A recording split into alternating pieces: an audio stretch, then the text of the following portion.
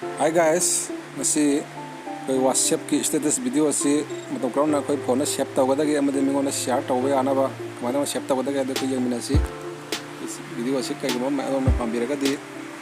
kai channel subscribe tawbiramo amadi like nabiramo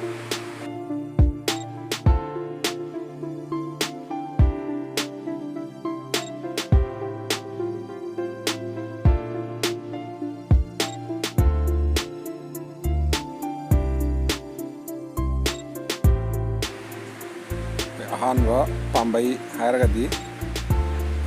ES file explorer hariba app asi nga hana yawaragadi para yawaragadi download tawiro du handopiro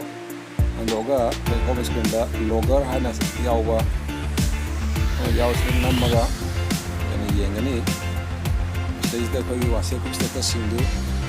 video hindu lamu kani picture su kari mo thot daga su amtang kaitang namaga singda biraga adopada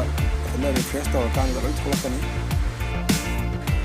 semna tholai video sindira tona pambiyo video de yawra yambiro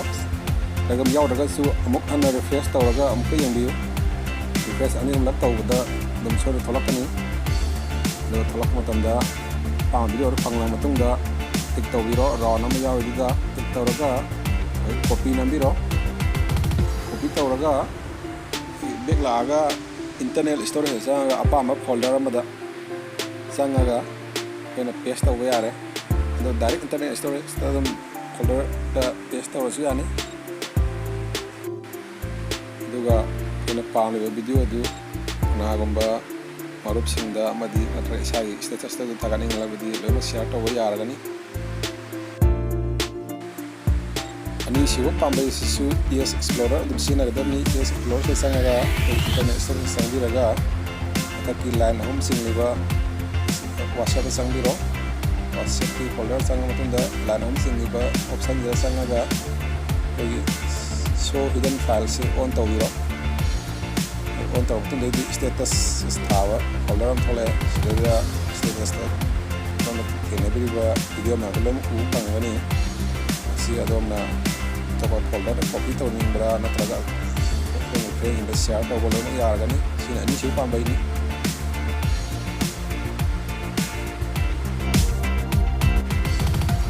home chu pambai asina mayam na pamna sin riba MX player haiba video player app sina gadani MX player sangbi ani MX player sanga matunda adona makhagi parengda video local video music ni thari parensida local hawa mo yaw sida sangi gadabni video thasna pagi web ta pangada MS player pagi MS player chu da web ta pangda video singni oga local thaga sanga matakta save WhatsApp status thawa mo yaw ida sangi rani aduga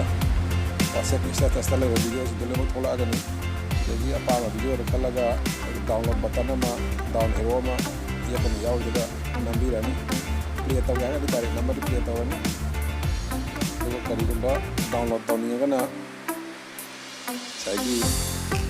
download button ama yaw juga nambi gadawni download button nama matunda save thawa gede